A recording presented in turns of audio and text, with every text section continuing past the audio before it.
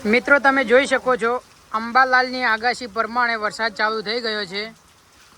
ઉત્તર ગુજરાતમાં આવેલ પાટણ જિલ્લાનું આજુજા ગામની અંદર ભારે વરસાદ જોવા મળી રહ્યો છે। તમે મિત્રો લાઈવમાં જોઈ શકો છો વરસાદ